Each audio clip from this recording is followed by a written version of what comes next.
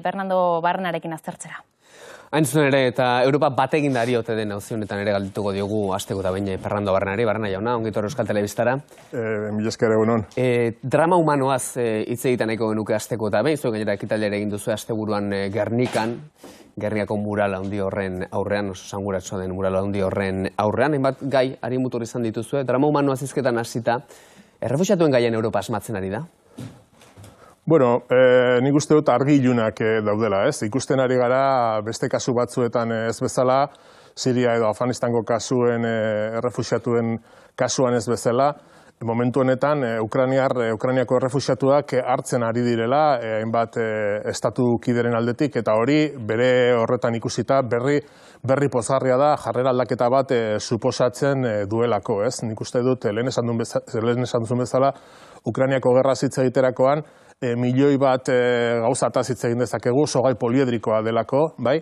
Baina lehenik eta behin hortaz hitz egin behar dugu. Milioika jendeari da Ukraina uzten inbazioaren ondorioz, askok eta askok ez dute zorte hori izan, kakotxartean bertan larrua utzi egin dutelako, eta hori tamalgarria eta guztiz gaitxesgarria da, eta jende hori behar den bezala atenditu egin behar da. Atzo irakurri nuen 2 milioi pasatxo direla dagoeneko, estatu Europarretan, estatu Europarretara iritsi diren errefuxiatuen kopurua. Pasa den astean, von der Leyen presidenteak, off the record batean, esan zuen Europak prest egon behar duela 10 milioi errefuxiatu inguru hartzeko.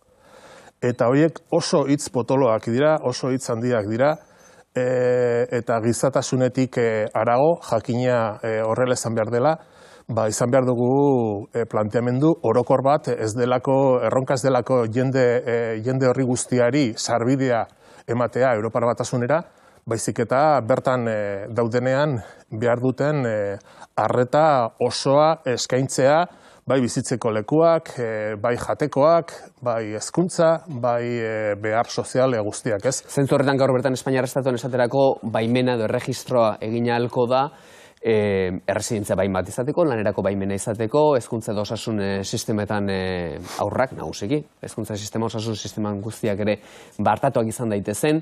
Eta zuk Siria eta Afganistan aipatu dituzu, ez? Gaurko egun hau mugarri izan da ere, bistaratu da bi modutako, bi mailatako errefuxiatuak daudela gure artean? Bai, Europar Parlamentuan bi asteuetan entzun dugu errefuxiatu ukrainiarren inguruan eskuin muturraren diskurtsoetan hauek benetako errefuxiatuak direla, ez? Nolabait esateko Siriatik edo Afganistandik IESean etorri zaizkigunak edo sartu nahian mugetaraino iritsi diren horiek ez direla errefuxiatuak. Nik uste dut horiek guztiak edenondik datozela ere, gerratik IESean datozela, desastre humanotik IESean datozela eta bizitza seguru eta duin bat nahi dutela bilatu Europan bertan, eta nire ustez Europaren bete beharra da pertsona horiei guztiei harrera duin bat ematea eta hartzea. Ezin dugu, eta nik uste dut hau importante dela, ezin dugu ere ahaztu pertsona horiek gehienak badatozela mendebaldeak beraien jatorrezko herrietan izandako portaera onartezinen ondorioz. Zergatik gertatzen da ordea Ukrainarekiko orain elkartasuna handiago hau erakundeetatik? Mehatxua gertuago sumatzen delako, Errusia beti izan delako mehatxu bat edo orain egikaritzen duelako bere mehatxua oso gertu dagoen eta NATOren mugetatik oso gertu dagoen beste herrialde batean, zer gertatzen da hor? Bai, esango nuke baietz, ez auzokotasun bat badago, oso gertu daude, kulturalki oso hurbilekoak gara, hortan ere bai, ez dago inengo zalantzarik, baina gero antzeman daiteke ikuspegi arrazista xamar bat. Esango nuke zerikusi handia dagoela momentu honetan, Ukrainiarrak beraintzako zorionez, azal txurikoak eta begi urdindunak direla, gutako asko bezalakoak, eta afgandarren eta siriarren kasuan hitz egiten ari gara beste erlijio bat daukan jende batetaz, beste azal tono daukan jende batetaz. Askok eta askok beraien gizarte planteamendu itxi eta zurrunetatik ez dute ikusten islandar bat edo eta afgandar bat hemen bizitza arrunt bat eta normal bat eta integrazio betean eraman dezakenik. Nik ere hori uste dut importantea dela salatzea, ez? Estandar bikoitzen jarrera hori.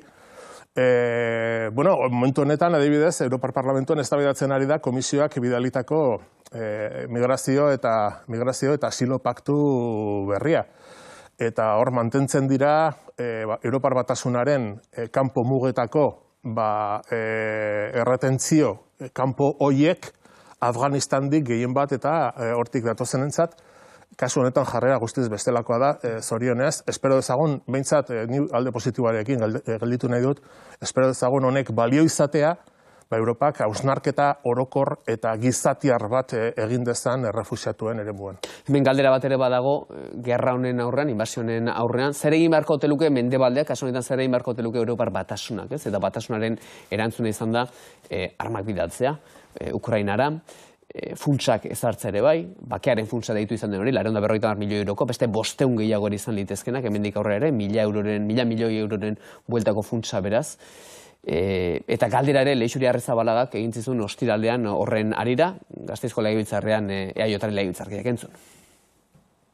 Badakit Bildu Ukraina armaz probesteko kontrakoa dela eta elkarrizketaren aldekoa, baina elkarrizketa hori bide diplomatiko horiek aurrera egiten ez badute, zein da Ukrainiako herriak daukan alternatiba?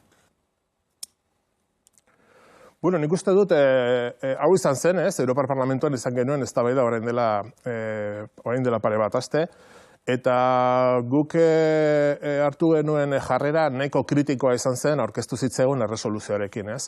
Gu abiatu egin ginen jakina inbasioaren gaitzespen orokor baten aldeko posiziotik, guk ez dugu inondik ere bat egiten horrelako basakeriarekin, eta eskatzen diogu Errusiari Ukrainiatik alde egiteko lehen, zirkustantzia asko dago gerronen inguruan, lehen esan dizuen bezala, oinarrian badaude ere ulertu egin behar diren beste gauza batzuk, behintzat arazoa ulertu nahi baldin badugu bere osotasunean, baina gerrarako erabakia Errusiak hartu egin du, eta Errusiaren erantzukizuna da gerra 100%. Beraiek dira Ukrainiatik alde egin behar dutenak lehen. Hori da gure ustez lehentasuna. Eta horretarako guk uste dugu badaudela nazioartean diplomazia eta elkarrizketa bideak sustatu dezaketen erakundeak. Ni nahiko harrituta nago nola momentu honetan elkarrizketak burutzen ari diren Ukraina eta Errusiaren artean burutuko diren moduan, ez? Baina non dago Europako Kontseilua, non dago OSCE adibidez, ez? Hoiek non dago nazio batuen erakundea. Hoiek paper importantea jokatu beharko lukete, beste gatazka batzuetan jokatu egin duten bezala,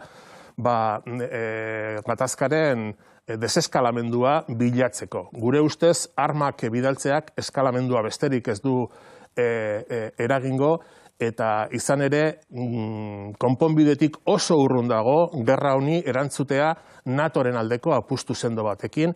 NATO erakundea ez da deseskalamendu eta elkarrizketarako erakunde bat, erakunde militar bat da, eta ez dugu inondik ere babestuko irtenbidea denik medioi zentsura ezartzea edota joan da etorrikoak diren horrelako sanzioak martxan jartzea. Sanzioen eremu honetan gehien bat esango nuke hartu den irizpidea baita ere estandar bikoitzeko edo irizpide bikoitzeko sanzio programa bat izan dela, ez? Europak jarraitzen du gaza eta petrolioa erosten Errusiari, hori jendeak jakin behar du. Momentu honetan jarraitzen diogu Putini dirua ematen, Europarron dirua ematen. Esaten da egunean 600 milioi euro ematen zaizkiola Errusiari? Hori da, ez? Eta horrek erakusten du, nire ustez, sanzio horiek ze kalte eskasa eragiten dioten Errusiari. Bankuei ezarritako SWIFT sistemaren kanporatze hortan, banku bakar batzuk bota egin dira, beste batzuk ez, horien bidez gaza ordaindu egiten zaielako, ez?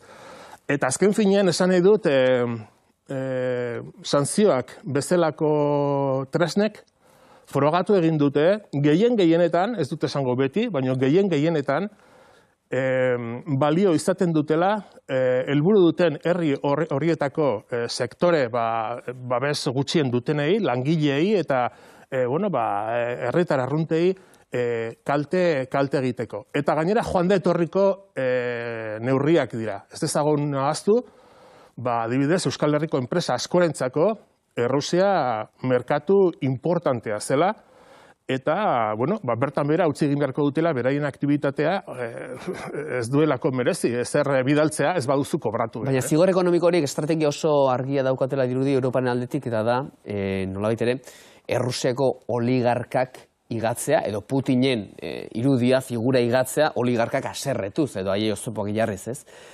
Vladimir Putin ez etorkizun dauka bide horretatik, nolabait ere galduko badu hortik etorreko da, bere galera nagusia? Esango nuke oligarka horiek ez daudela oso kezkatuta, hain zuzen oligarka horiek bere dirua daukatelako Europan egun indarrean eta guztiz legalak diren paradisu fiskaletan. Ez dute gehiago egingo agian. Eta Europar Parlamentuaren resoluzio horrek, paradisu fiskal horiek ez dituzte ikutu. Bertan jarraituko dute beraien dirua izaten. Beraz, esan nahi dut, nahiko zalantzazkorra dela sanzio horiek, inkluso pertsona zehatz horien gana zuzenduta ere izango duten eragina, ez? Baina gero politikoki, egia esan, nire ustez, inbazio honek badaukala bilatzen duela munduan ematen ari diren botere multipolaritate hortan, ez? Borroka hortan, nor den nor munduan, inbazio honen bidez, nire ustez, nik horrela ulertzen dut behintzat, Errusiak kolpe bat emana izan du mai gainean, gehien bat Europar Batasuna eta Estatu Batuarren aurrean esateko, aizue, hurrengo botere banaketan nik ere tarta horren zati esenguratsu bat nahi dut. Eta zentzu horretan, Putinen figura oso lotuta egongo da, nire ustez, etorkizuna, bere figuraren etorkizuna oso lotuta egongo da, hemen eta aste batzutara, oligarka horiek balantze bat egin beharko dutenean, baloratzen badute Putinek hori lortu duela edo ez. Ez dut uste, hemen literatura asko egiten da egora hauetan badakizu, ez? Putinen figuraren inguruan, baina nik esango nuke... Zenbat kontua izan liteken esan genezake? Nik uste dute Putinen oligarkiaren tresna bat besterik ez dela, eta baliagarria izango izaienean aldatuko dutela. Osea, literaturak aparte utzi ditzagun. Inork ez daki hori esaten, zenbat denborera emango duen honek. Espero dezagun aliketa gutxiena izatea. Itzein dugu Europatik Ukrainara armak bidaltzeaz edo ez bidaltzeaz, horren egokitasunaz ezta. Eta esaten duzu, Errusiak orain eskualtza du esateko munduaren botere banaketa honetan nik nire zatia nahi dut. Agian hori da arrazoia Europak armak bidaltzarena ere, alegia Putinek lenguaia bat dauka, Errusiak lenguaia bat dauka, eta lenguaia hortan etorri da Ukrainaren inbasioa, indarrez egiten den zerbait. Horregatik pentsatu du agian Europar Batasunak beste gisa honetara erantzun behar dira, alegia armak bidaliz? Bueno, nik uste dut armak bidaltzeak, nire ustez, nahiko erantzun primarioa da. Nire ustez, pixka bat pentsatu egiten baldin badugu, egiten da ikuspegi zilegi batetik ez, Ukrainiako herriak autodefentsarako eskubidea ere baduelako. Hori bai, erreparatzen baldin badiogu neurri horren eraginkortasunari, lehenik eta behin pentsatu behar dugu, ia ikusi dugula arma horietako asko eta asko ez direla iristen Ukrainiako armadara, baizik eta Ukrainian antolatuta dauden paramilitar talde badazpadako batzuen gana.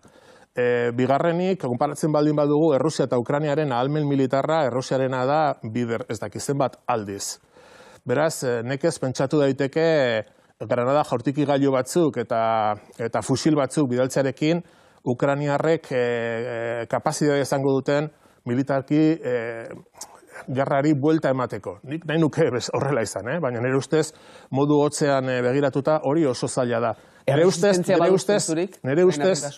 ustez, gerraren norabidea aldatu dezakeen arma bakarra, arma nuklearra da. Eta, hain zuzen, horrek sartzen gaitu beste dialektika batean. Eta horrek sartzen gaitu hirugarren gerrate mundialaren dialektikan. Horretan sartu nahi dugu, edo hori da ebitatu nahi dugun realitate posible bat. Nik uste dut bigarren hori dela bidea, ez? Bitartean zer egin daiteke hori iritsi zadien? Deseskalamendua eta diplomazia eta nazioarteko zuzenbidea. Eta insistitzen dut, momentu honetan, nazioarteko erakundeak ez daude lan horretan eta jadanik beharko lukete aritu alde bien interesa bildu dezaken akordio bat bilatu nahien.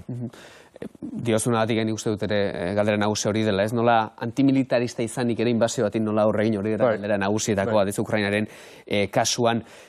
Baina zer da Europar Batasunak orain lehenengo konpondu beharko lukeen gauza, hemen mailan ere esan da, batasun falta dagoela, ikusten dela, munduaren oreka ere kinkan dagoela, baina Europar Batasunak zeren aldeko apustu egin beharko luke lehenengo eta behin orain momentu honetan. Bueno, Europar Batasunak daukan arazo nagusia da bere nola dagoen antolatuta eta ze eskuduntzak dauzkan. Tertuliakide batek esan duen bezala, zoritxarrez Europar Batasunak ez dauka kanpo harremanetarako edo kanpo akziorako kompetentziarik. Borrell jaunak duen ardura esan nezake nahiko simbolikoa dela esparru batean, ez? Gertatzen zaio adibidez, hemen Nafarroari, Eusko Jaurlaritzari bezala, konturatzen baldin bazara, kanpoko gauzetaz arduratzen diren sekzioak dira akzion exterior, ez? Ez da estatu batek dauzkan eskuduntzak eta Europar Batasunari gauza bera gertatu egiten zaio. Eta beraz horregatik Borrellen diskursoak mugatu egiten dira gehienetan eduki edota printzipio handietaz hitz egitera.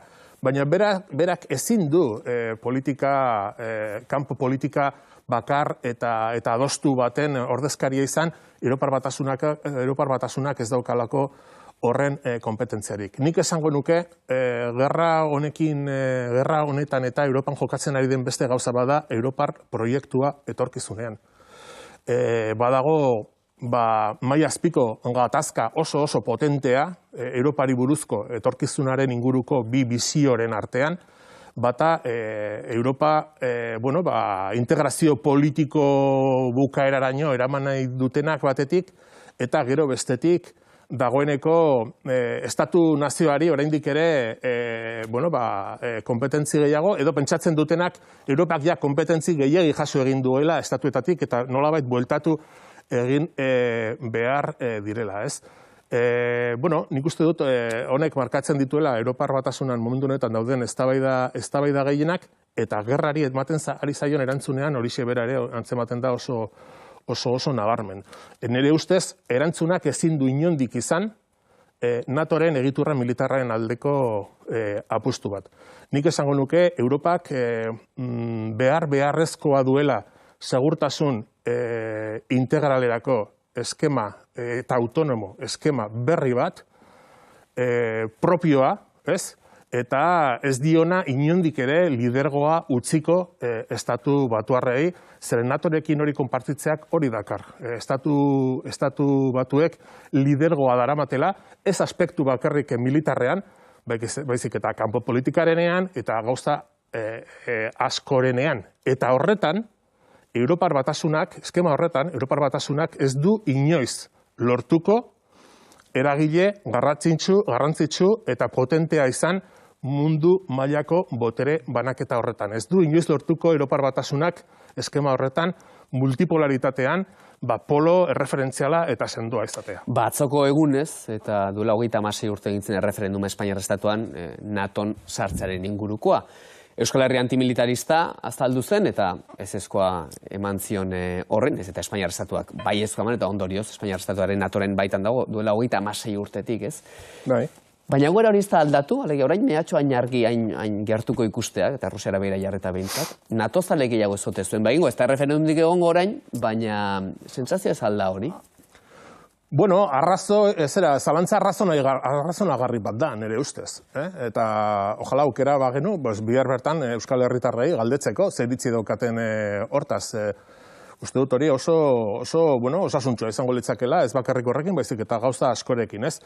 Nik bai uste dut esan behar dela, Europako leku askotan, adibidez, NATOri oso jarrera refraktarioa zegoen lekuetan, gerra honen ondorioz ematen duenez iritzi publikoaren iritzia bueno, pues, aldatzen hasia dela, ez?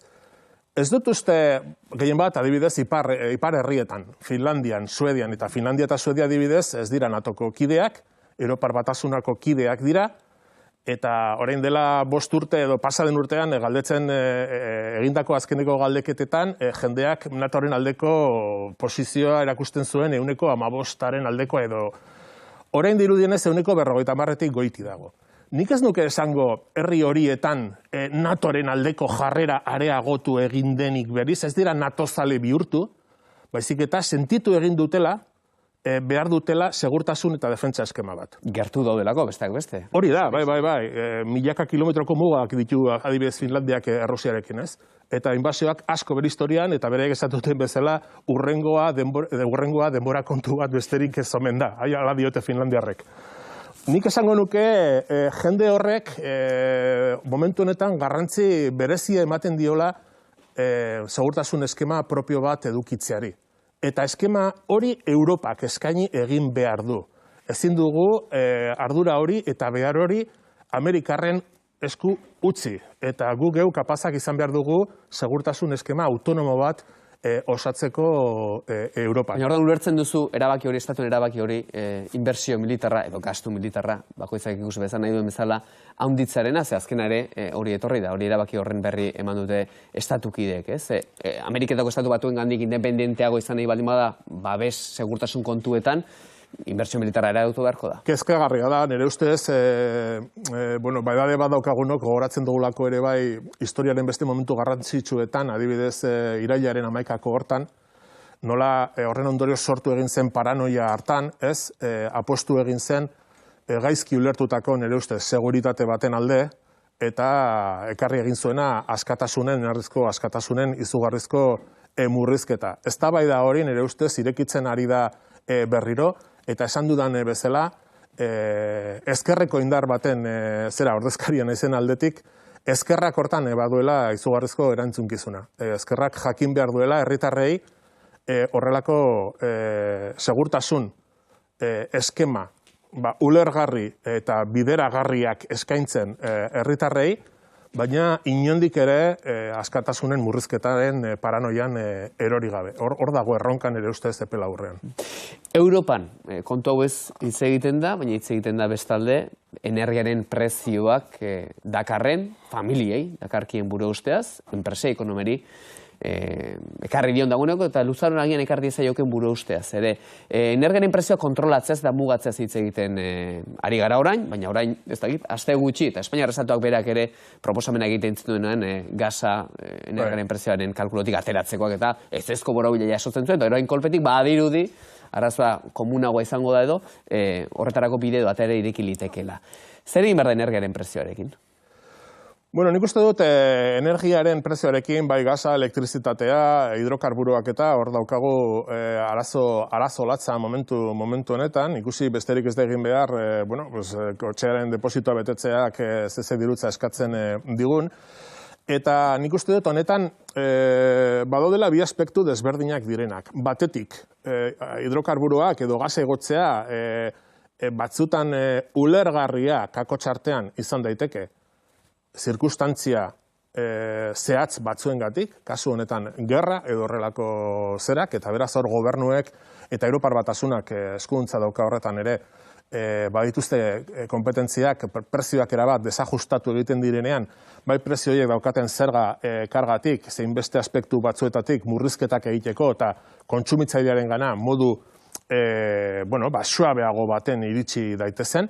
Baina ez dezaguna ahaztu momentu honetan prezio horietan gertatzen ari direla ere beste fenomeno batzuk, zerikusi handia dokatenak prezio espekulatiboekin, adibidez olioa eta beste gauza batzuen kasuetan, edota orokorrean energiari dagokionez ez gerala hori guztia ordaintzen ari bakarrik gerra baten ondorioz, baizik eta eredu energetiko zaharkitu baten ondorioz.